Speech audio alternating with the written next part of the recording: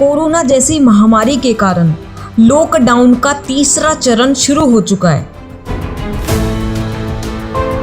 लेकिन कोरोना संकट थमने तक का नाम नहीं ले रहा।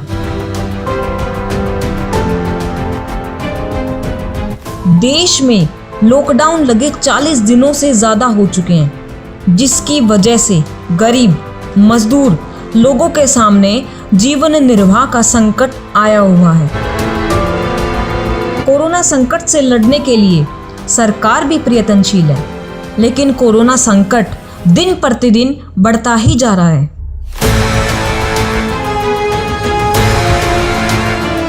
इस संकट के समय में संत रामपाल जी महाराज के अनुयायी गरीब व जरूरतमंद लोगों की मदद करने के लिए एकजुट हो चुके हैं।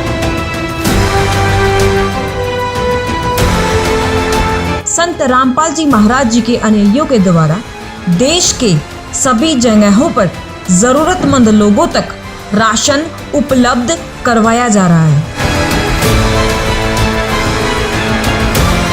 अब तक लाखों जरूरतमंद लोगों तक संत रामपाल जी महाराज जी के अनुयायियों के द्वारा राशन मुहैया करवाया जा चुका है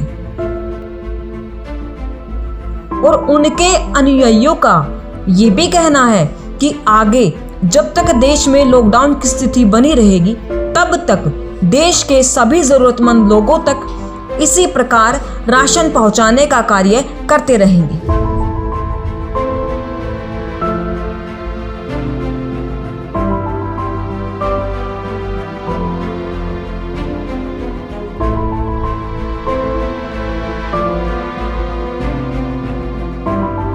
नमस्कार जी। नमस्कार जी। क्या नाम है आपका? मेरा कुलदीप दास मायना जी। अच्छा जी, ये पिछले 40 दिनों से अपने पूरे देश में लॉकडाउन कोरोना महामारी के कारण लगा हुआ है और आज 4 मई को इसका लॉकडाउन का तीसरा चरण शुरू हो गया है।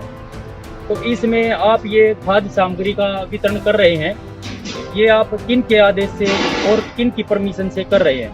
देखिए जी, हम संत रामपाल जी महाराज के शिष्य हैं और प्रशासन से हमने परमिशन ले रखी है और हमें संत रामपाल जी महाराज के आदेश से हम ये काम कर रहे हैं। तो जी, आप ये खाद्य सामग्री का जो वितरण कर रहे हैं, ये आपने कहाँ कहाँ किया है और कितनी मात्रा में आप कर चुके हैं?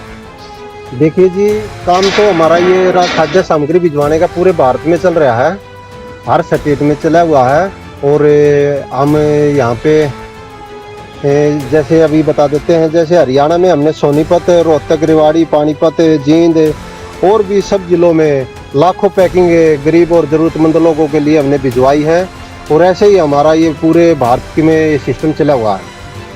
तो ये जो आप जो खाद्य सामग्री का वितरण है, जो आप गरीब मजदूरों और ज़रूरतमंदों के लोगों के पास आप ये पैकिंग भेज रहे हैं, तो इस पूरी व्यवस्था को आप किस स्तर पर कर रहे हैं और ये जो है इस व्यवस्था को आप कैसे संभाल रहे हैं?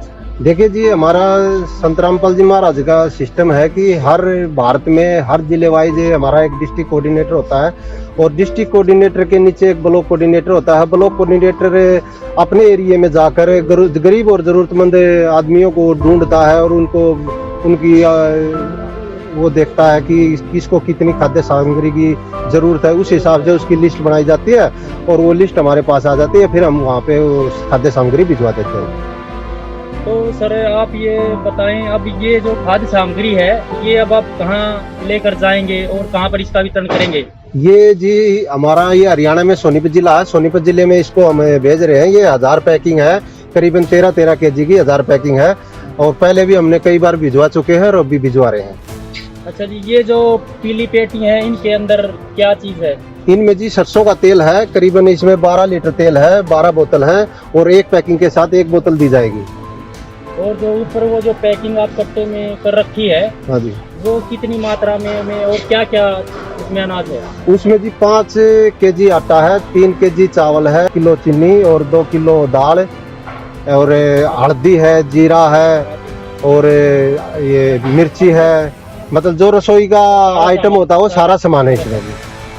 तो जी, ये जैसे आप ये सेवा जो कर रहे हैं, सतगुरु रामपाल जी महाराज के आदेश के अनुसार कर रहे हैं। और ये सेवा आप कब तक करेंगे, आगे भविष्य में इस सेवा को कब तक करेंगे? देखिए जी, जब से ये लॉकडाउन लगा है, ये 22 तारीख से लॉकडाउन लगा था, 22 मार्च से, और हमें 29 मार्च से हमने ये सेवा संभाल ली थी। और जब तक आगे ये, जैसे अभी तीसरा चरण लॉकडाउन का चला हुआ है, और आगे जब तक ये चलता रहेगा तब तक हम ये गुरु जी के आदेश के अनुसार हम करते रहेंगे।